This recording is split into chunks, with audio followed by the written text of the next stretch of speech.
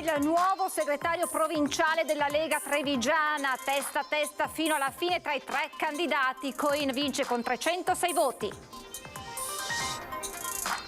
8 morti sulla strada in 6 settimane, la Marca sconvolta piange 2 giovani vittime, il piccolo Edward Bressaglia, 4 anni, morto a Spresiano, e Giorgia Pizzinato, 26 anni, deceduta a Mareno di Piave. Continua il progetto per prevenire gli incidenti stradali e che vede coinvolta Provincia e ULSS 2. A marzo partiranno le lezioni nelle autoscuole, testimoniano persone scampate alla morte ma che ancora portano i segni degli incidenti. Fiamme nei boschi sopra Pederobba, pompieri e volontari al lavoro, preoccupa un focolaio in un'area non raggiungibile, testimoniano visto dei ragazzini esplodere petardi. Violenza ieri sera alla stazione del Corriere di Treviso quando un ragazzo spalleggiato da una trentina di coetanei ha aggredito un autista della MOM. Fuggi all'arrivo delle forze dell'ordine. Il 14 febbraio a Treviso torna la campagna OnLife con la possibilità di fare gratuitamente il test rapido per l'HIV, libero accesso al padiglione delle malattie infettive del Cafoncello dalle 16 alle 18. Entrano nel vivo i festeggiamenti del Carnevale, sfilate da Zero Branco a San Vendemiano passando per Villorba e Casiera. Canizzano la crisi taglia i carri, sfilata di maschere per le strade del quartiere. Buonasera, buona domenica, ben ritrovati con l'edizione trevigiana dei nostri telegiornali. In primo piano l'avete sentito, la politica. Tra pochissimo andremo a Treviso dal nostro Lucio Zanato per commentare i risultati dello spoglio del congresso provinciale della Lega che ha eletto Dimitri Coin suo nuovo segretario. Ma partiamo con la pagina di cronaca, con la tragedia che si è consumata ieri sera a Mareno di Piave. Uno scontro frontale tra 2 auto è costata la vita ad una giovane 26enne di Vazzola. Un mazzo di rose rosse, una macchia di colore tra i rottami sparsi a diversi metri di distanza, testimoni della tragedia che si è consumata nel tardo pomeriggio di ieri in via San Pio X a Mareno. Gli agenti della polizia locale del Coneglianese sono al lavoro per ricostruire l'esatta dinamica dello scontro frontale tra una Fiat 500 e una Citroen. L'impatto è stato violentissimo. La scena che si è presentata davanti agli occhi dei residenti, accorsi per primi, è difficile da dimenticare. Immediato l'arrivo sul posto dei vigili del fuoco e dei sanitari del SUEM che hanno subito soccorso le 2 donne alla guida dei veicoli coinvolti. Nonostante però il tempestivo intervento e i tentativi di rianimarla, per Giorgia Pizzinato, 26 anni di Vazzola, non c'è stato nulla da fare. Ferita in modo grave la conducente dell'altra auto, una 38enne di Arcade trasportata al Cafoncello di Treviso. La notizia della morte di Giorgia è ben presto giunta nella frazione di Tezze, dove la famiglia Pizzinato è conosciuta e apprezzata. Il padre Lucio infatti è molto attivo nella vita della comunità. Sono rimasto veramente senza parole, perché logicamente di fronte a un fatto del genere non ci sono parole che possono essere dette anche nei confronti dei familiari. Il padre è conosciuto lì a Tese in quanto ha gestito l'associazione Malanotte ed è tuttora il presidente. Difficile se non impossibile trovare le parole per descrivere una tragedia come questa, e il pensiero del sindaco va ad una vita spezzata così all'improvviso e al dolore della famiglia. Non possiamo che essere vicini alla famiglia e soprattutto ai 2 genitori, perché un fatto del genere penso che non so neanche io quali parole usare. Perdere una figlia a quell'età sicuramente è una cosa traumatica. Vazzola è una comunità sconvolta, come è sconvolta la comunità di Spresiano che non si dà pace per la morte ieri pomeriggio del piccolo Edward di appena 4 anni, deceduto nello schianto dell'auto condotta dalla mamma, auto finita contro un platano. Non c'è nulla da dire, questo è proprio il destino che ci ha tolto una piccola vita in maniera assurda. È sconvolto il sindaco di Spresiano, fatica a parlare di fronte ad una tragedia così grande. È stato tra i primi ad arrivare ieri in via Dante Alighieri, scenario dell'incidente costato la vita al piccolo Edward di appena 4 anni. L'auto condotta dalla mamma è finita per cause ancora da accertare contro un platano. Le condizioni del bambino sono apparse subito gravissime e disperata la corsa all'ospedale dove è deceduto poco dopo. I carabinieri stanno ricostruendo la dinamica del drammatico incidente. Tra le prime ipotesi quella di un colpo di sonno della mamma, 34 anni, che l'avrebbe fatto perdere il controllo dell'auto che prima divelta un cartello stradale per poi finire contro un platano. Proprio qui qualcuno in queste ore ha depositato un mazzo di fiori e una rosa gialla, un fiocco azzurro a ricordare la piccola vittima. Una tragedia che ha colpito non solo la comunità di Spresiano, ma anche quella di Treviso, dove il padre di Edward è molto conosciuto, visto che da anni gestisce il bar in piazzale Burchellati, oggi chiuso per lutto. Nessuno dei colleghi ha voglia di parlare, lo shock è troppo forte. Lo stesso shock che da ieri è piombato sul comune dove la famiglia viveva, dove stava costruendo insieme al piccolo Edward un futuro spezzato per sempre da quello che il sindaco definisce un destino crudele. Attoniti, siamo sconcertati e è chiaro, si dicono in questi casi le frasi di circostanza, ma siamo vicinissimi alla famiglia, però ragazzi, qua è veramente il destino crudele, bastavano 3 metri in più o in meno e magari sarebbe risolto tutto con un grosso spavento e basta. E invece siamo qui a piangere una creatura di 4 anni. E continua il progetto per prevenire gli incidenti stradali che vede coinvolta la provincia di Treviso e l'ULSS 2. A marzo partiranno anche le lezioni ad hoc nelle autoscuole. Testimonial saranno persone scampate alla morte ma che ancora portano i segni di quegli incidenti. Innanzitutto ci stringiamo al dolore delle famiglie, perché è un dolore che si rinnova purtroppo. Quel che si può fare è continuare nel sensibilizzare, nel far formazione ai ragazzi nella scuola, cercare di far capire che in determinate condizioni non si può utilizzare l'auto e investire in infrastrutture, così come si sta facendo, non arrendersi, formazione, informazione e soprattutto guidare con prudenza. Solo 4 giorni fa il bilancio della provincia di Treviso aveva evidenziato la drammaticità del 2022 per gli incidenti stradali, con 66 vittime e quasi 2.600 feriti nella Marca. Purtroppo anche le prime 6 settimane del 2023 presentano un conto pesantissimo.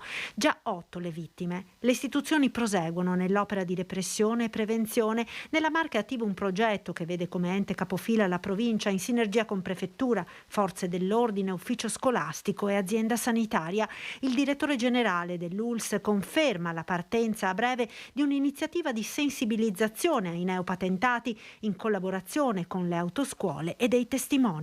Per mandare una giornata, un pomeriggio dei nostri operatori, ma in particolare persone che si sono rese disponibili, che hanno avuto un incidente e purtroppo da questo incidente hanno subito dei danni importanti, a spiegare ai giovani che stanno facendo la patente quale possa essere il rischio di un incidente in macchina. Credo che nei primi di marzo partiremo con questo protocollo, vedremo che effetti ha e poi lo estenderemo anche ad altre autoscuole, ovviamente su base volontaria.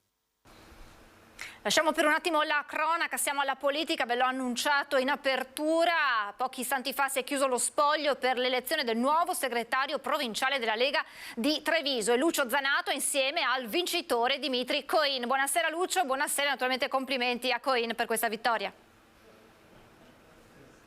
Buonasera a tutti i telespettatori del telegiornale di Antena 3, sì, siamo qui al Maggior Consiglio, è appena terminato lo spoglio, vi do i dati. Intanto hanno votato 1025 aventi diritto, cioè scusi, sui 1025 870, quindi l'84-87% ha votato, una grossa percentuale. Di questi 306 le preferenze per Dimitri Coin, 293 per Riccardo Babisan e 250 per Luciano Dussin. Abbiamo qui il neosegretario, lui ci teneva a dire dopo 5 anni e 9 mesi un commissariamento si ricomincia di nuovo da Dimitri Coin. Come ricominciare? Ricominciamo da dove avevamo lasciato, ricominciamo dal nostro grande spirito di squadra che va ritrovato a tutti i costi, dai nostri amministratori, dall'esperienza politica che abbiamo e dalla capacità che abbiamo a livello territoriale e locale di interfacciarsi perfettamente con i nostri cittadini. Lei ha detto subito che questa non è una vittoria, perché non c'è un'affermazione in realtà di uno sugli altri. L'unica vittoria è quella della Lega, perché di fatto la Lega trevigiana con una percentuale così alta probabilmente ha stabilito un record per i congressi fino a qui svolti in Veneto, perché una percentuale sopra, quanto siamo questa qua? 84-87%. Ecco, è la prima, perché le percentuali andavano dal 77 all'83 se non sbaglio, e quindi questa è la percentuale di affluenza più alta nella provincia che ha anche il maggior numero di militanti. Ecco, però va detto che qui non c'è stato un plebiscito per lei rispetto agli altri, c'è stato un testa a testa, vuol dire che ci sono 3 anime all'interno di questa Lega. Come fare a mantenere, anzi cercare di coagularla dopo tutto questo periodo, diciamo, di distinti? Ma io non penso che ci siano 3 anime, io penso piuttosto che questi 4 anni e mezzo di commissariamento, come dicevamo prima, perché 5 anni e 9 mesi è la data dell'ultimo congresso provinciale che si è svolto, che era il 28 di maggio del 2017, questo lungo periodo di commissariamento che ha portato anche a un calo dell'attività, c'è stato il Covid, ci sono state 1000 situazioni particolari e quindi ecco che magari determinate situazioni sono emerse, ma credo che non ci sia nessun problema per riprendere a lavorare in perfetta armonia, in quanto sappiamo perfettamente cosa c'è da fare, gli uomini ci sono, l'esperienza politica c'è e la maturità per poter gestire una provincia impegnativa come quella di Treviso anche da parte di tutti. Ecco, diciamo che Treviso è diciamo, lo zoccolo duro della Lega, l'ha dimostrato ancora una volta qui, una Liga che si confronta con diciamo così, i Lombardi. Oggi si diceva, ad esempio Tony Re diceva bisogna che il Veneto conti di più all'interno di questo partito. Ma io penso che la questione che il Veneto conti di più all'interno del partito dipende solamente dai veneti, perché i lombardi hanno tutto l'interesse comunque che il Veneto funzioni, che ci siano tanti voti, che sia una collaborazione politica di alta qualità da parte del Veneto all'interno della Lega. Non credo che nessun partito abbia il desiderio che una parte di esso non funzioni per poter emergere. Queste sono cose che si dicono, ma che la realtà è ben diversa. Senta, domani mattina, prima riunione al K3, cosa dirà? No, domani mattina intanto vado subito al K3, mi vedrò con Carolina che è la nostra segretaria storica e mi farò dare un attimo gli elenchi dei sindaci e prenderemo contatto subito con i nostri segretari delle sezioni. La prima cosa da fare è ricostituire quell'organo interno alla nostra struttura che sono le circoscrizioni, che ai telespettatori magari dirà poco, ma per chi gestisce e vive comunque il partito della Lega dice molto, non tanto come struttura riconosciuta all'interno del partito, ma in maniera informale per poter dare operatività migliore ai nostri territori. Ci sono delle sfide importanti proprio nelle prossime elezioni, partendo da Treviso, però la sfida forse più importante è quella di riuscire a recuperare quei voti che sono andati a Fratelli d'Italia. Assolutamente, allora intanto abbiamo la partita delle amministrative prossime che arriveranno probabilmente il 7 maggio e quindi là dovremo per forza lavorare per cercare di recuperare questo tipo di consenso. Io credo e sono convinto anzi che questo consenso a noi non mancherà. Abbiamo Treviso dove Mario Conte si ricandida, abbiamo Motta di Livenza dove Righi di fatto si ricandida che è uscente, poi abbiamo Vedelago, per citare un altro comune sopra i 15.000 abitanti, dove là bisognerà trovare degli equilibri, ma andrò a sentire subito la sezione, il sindaco uscente e tutti i nostri militanti e le altre forze politiche per ragionare su Vedelago, e poi abbiamo anche altri comuni. Non è solo una partita delle amministrative per ritornare a prendere consenso, perché la vera partita per il nostro consenso a livello nazionale oltre che territoriale sono le prossime europee. Le prossime europee saranno determinanti per una serie di equilibri anche futuri rispetto alle europee. La Lega deve tornare a ricoprire quel ruolo anche dal punto di vista elettorale che le compete nel nostro territorio. Senta, ultime cose. La prima, lei ha voluto dedicare la sua affermazione a un militante che non c'è più. Sì, il mio grandissimo amico, ma non solo mio, Mirko Maguolo di Preganziol, che è scomparso venerdì, un grande venetista, un uomo con il Veneto nel cuore e che mi ha insegnato davvero tanto negli ultimi anni. Sono state giornate difficili.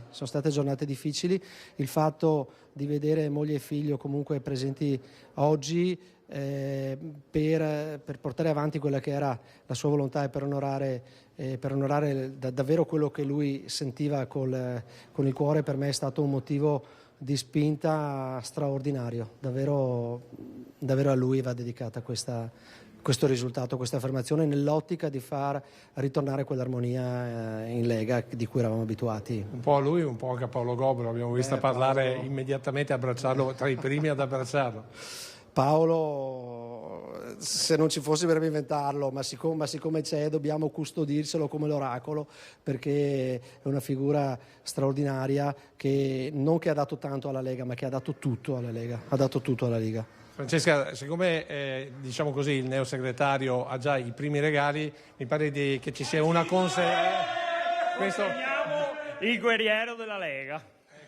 Quindi partiamo con il Leone di San Marco, tra l'altro con la spada sguainata, quindi vuol dire che c'è da fare, insomma. Beh, assolutamente c'è da fare, ma noi siamo abituati, se non ci fosse da fare questo sarebbe il problema, ma noi veneti se non c'è da fare bisogna che ci troviamo qualcosa da fare. Francesca, se non hai domande restituisco la linea allo studio. Grazie a Lucio Zanato e grazie a Dimitri Coin che stringe il suo premio per questa elezione a segretario provinciale della Lega. Ritorniamo alla cronaca con la notte di controlli per la sicurezza sulle strade da parte dei carabinieri di Treviso. 2 le persone che sono state denunciate per guida in stato di ebbrezza. Il primo automobilista, un 32enne, risultato positivo al controllo alcolimetrico mentre si trovava alla guida del proprio veicolo in Viale della Repubblica a Treviso, mentre il secondo, un 31enne, controllato da una pattuglia estranea, si è rifiutato di sottoporsi all'alcol test ed è stato quindi denunciato. Al momento sembra domato l'incendio scoppiato in una zona boschiva nel pomeriggio nel comune di Pederobba. Preoccupa però un focolaio in una zona impervia non raggiungibile.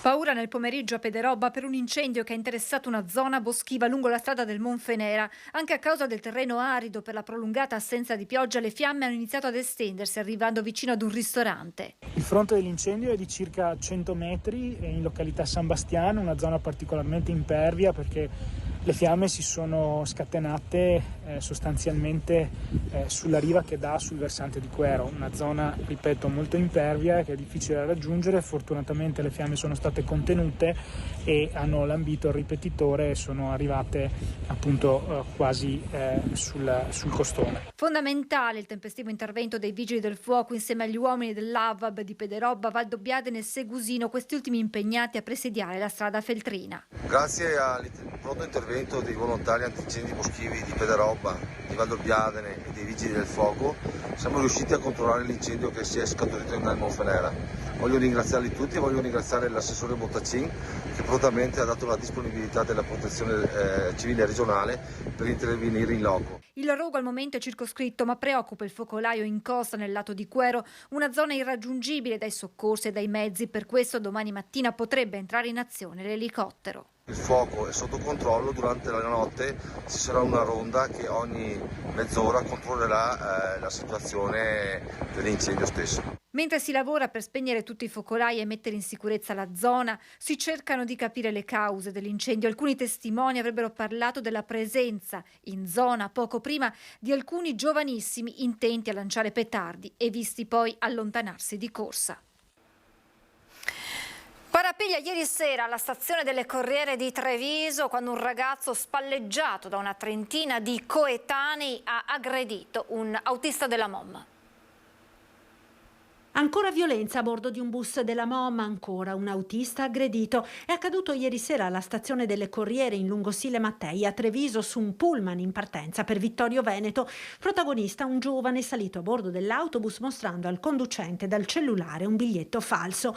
Alla contestazione il giovane prima ha alzato la voce, poi anche le mani e a spalleggiarlo. In questa escalation di violenza sono arrivati anche una trentina di altri ragazzi. Nel caos generale qualcuno ha avvisato le forze dell'ordine giunte sul posto in pochi minuti e la zuffa si è tramutata in un fuggi-fuggi generale.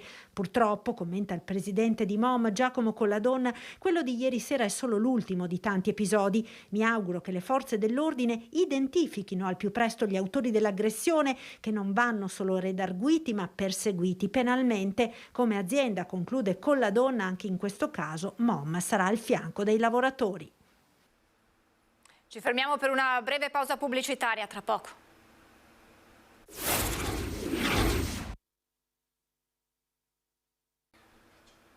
Rieccoci in diretta. Martedì 14 febbraio a Treviso torna la campagna di screening on lights con la possibilità di fare gratuitamente senza prenotare il test rapido per l'HIV. Libero accesso al padiglione delle malattie infettive del Cafoncello tra le 16 e le 18. La diagnosi precoce è fondamentale per iniziare la terapia prima che la malattia si evolva in AIDS.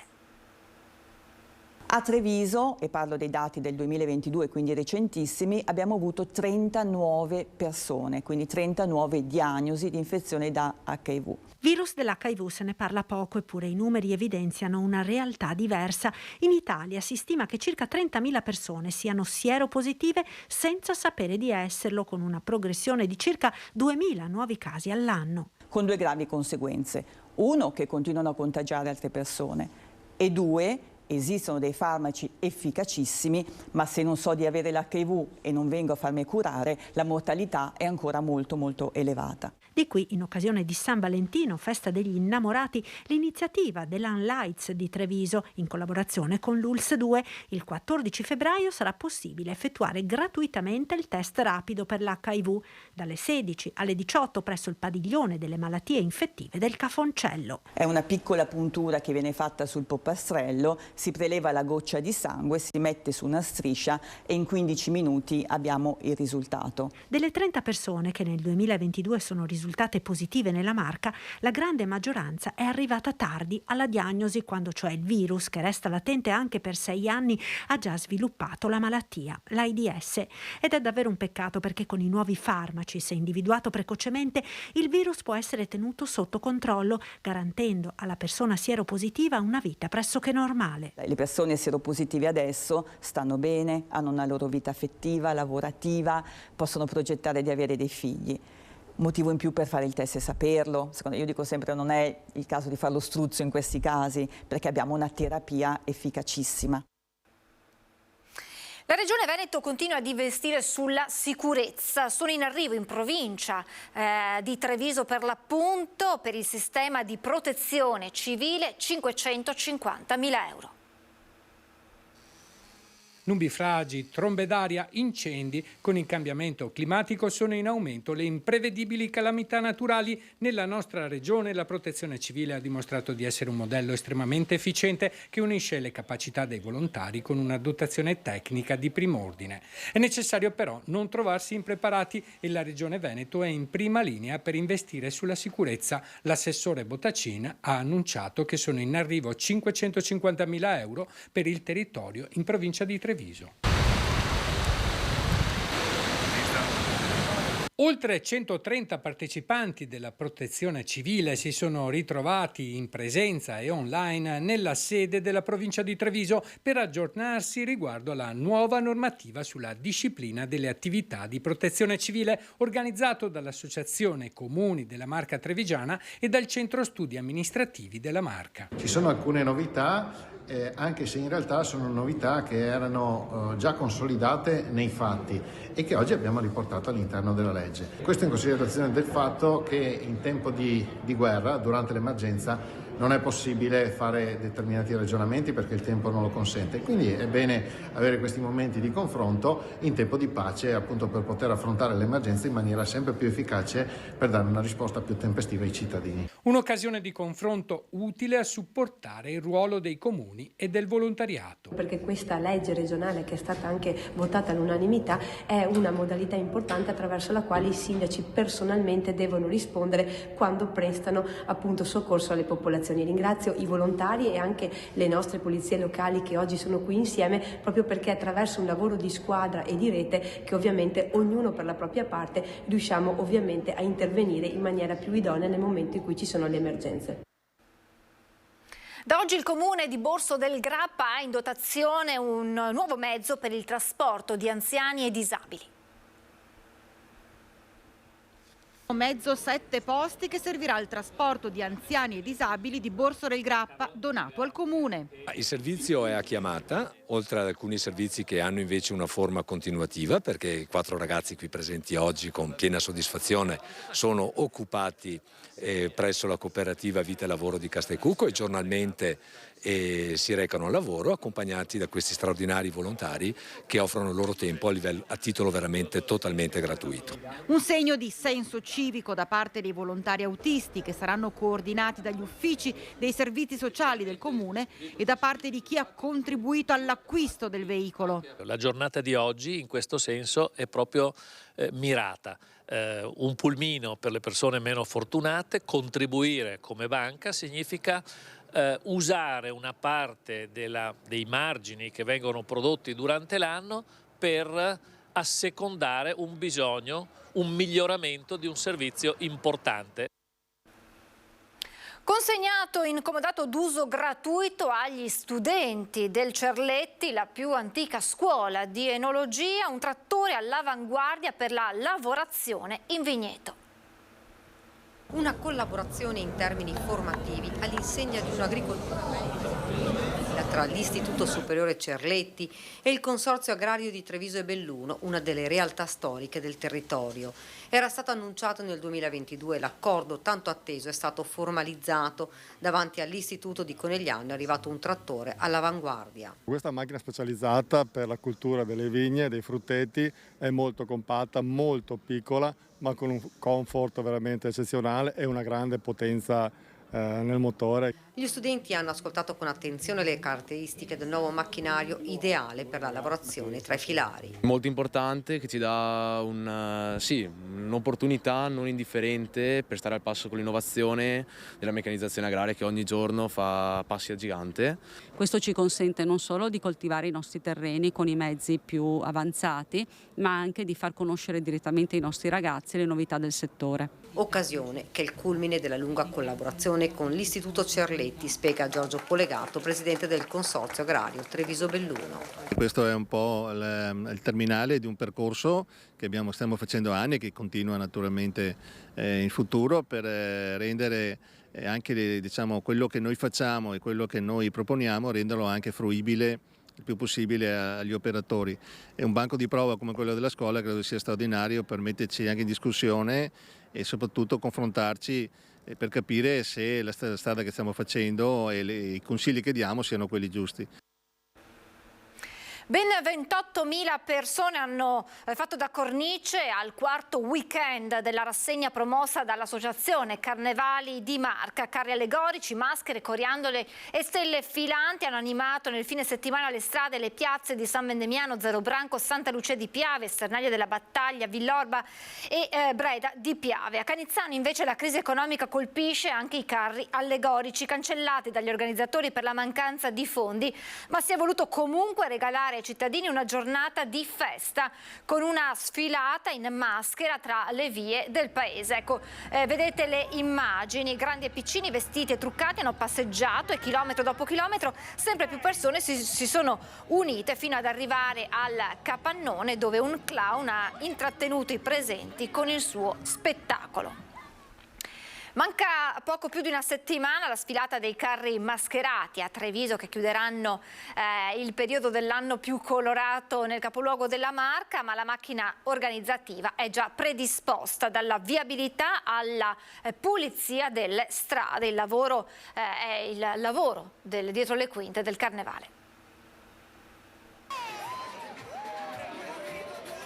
Partenza da Borgo Mazzini, transito per Piazzale Burchiellati e poi la tradizionale sfilata davanti alle mura. Anche quest'anno il carnevale sarà un tripudio di stelle filanti e coriandoli, colori e festoni, ma anche tanti rifiuti. Sui nostri 49 comuni ce ne sono 27 comuni che hanno eventi hanno già fatto e finiranno martedì e anche dopo eventi in questo carnevale. Per avere un'idea, la quantità di materiale che si recupera. Noi prevediamo di avere un quantitativo di 85 tonnellate. 1000 ore di lavoro per gli operatori. In dotazione Contarina può contare su 26 spazzatrici grandi più 3 piccole per i portici. A Treviso, subito dopo la sfilata, ne entreranno in azione contemporaneamente 6, con 2 operatori ciascuna. A Treviso abbiamo raccolto, leggo i numeri per non spararli a caso, 8 tonnellate e mezzo dallo spazzamento e mentre abbiamo recuperato mezza tonnellata negli svuotamenti di cestini. La macchina organizzativa è partita 2 mesi fa. Il comando di polizia locale di Treviso metterà in campo 100 agenti, compresi gli ausiliari del traffico, 40 i volontari di protezione civile, 60 steward per la sicurezza, assoldati dall'associazione Carnevali di Marca. Quest'anno una novità, ho predisposto anche un servizio di vigilanza all'interno dei parcheggi. Questo perché? Perché temiamo che magari qualche malintenzionato possa avvicinarsi alle vetture e magari consumare qualche qualche reato, qualche furto. Quindi avremo anche un servizio apposito per questi tipi di inconvenienti che cerchiamo di prevenire ed evitare. I divieti di accesso partiranno diverse ore prima dell'inizio della sfilata di martedì e fino al giorno dopo, proprio per permettere a Contarina di ripulire l'area delle mura e le strade. E come ogni domenica ora vi proponiamo un servizio dalle teche dei telegiornali di Antenna 3. Torniamo al 1991 quando maschere, feste e sfilate, restiamo dunque in tema carnevale, vennero annullate all'indomani dello scoppio della guerra del Golfo. Inevitabile il confronto con l'attualità di una guerra ben più vicina, quella naturalmente in Ucraina.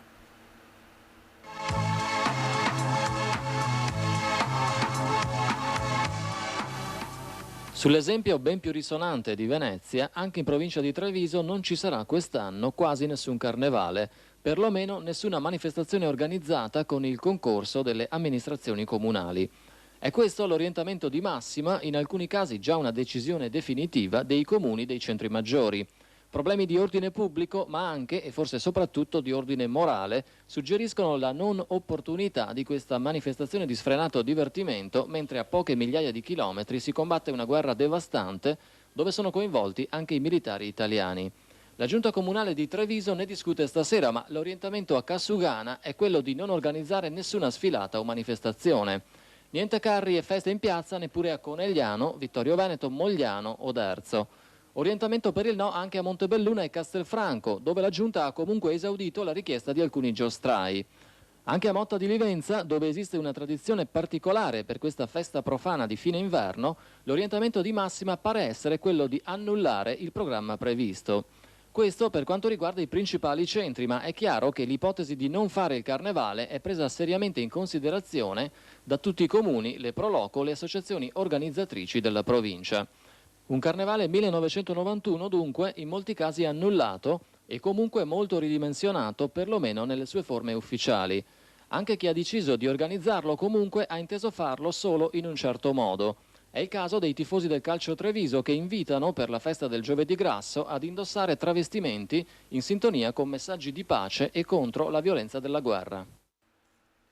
Con queste immagini d'archivio si chiude l'edizione del nostro telegiornale. Vi lascio come sempre le previsioni meteo. Grazie per essere stati con noi e ancora buona domenica.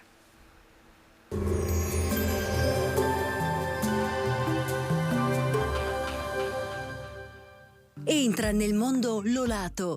Da oltre 40 anni un team di professionisti per migliorare la qualità della tua vita. Centro del piede con servizi di podologia, laboratorio per la produzione di plantari e calzature su misura. Benvenuti al meteo. La tendenza per l'inizio della settimana evidenzia che l'alta pressione continua a rinforzarsi sull'Italia, regalando delle belle giornate di sole. Vediamo insieme in dettaglio.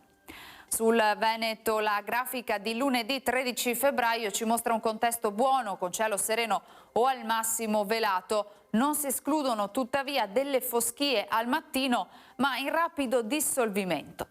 Temperature in lieve aumento, minime tra -2 e 0 gradi, massime invece tra i 9 e i 12 gradi all'incirca.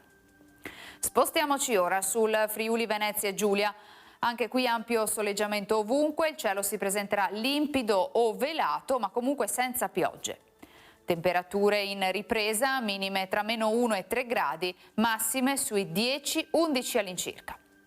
Infine diamo uno sguardo al Trentino Alto Adige, anche qui poche novità, sarà soleggiato e senza precipitazioni. Temperature minime intorno a 1-2 gradi, massime sui 13 gradi. Dal meteo per ora è tutto, vi auguro un buon proseguimento in nostra compagnia.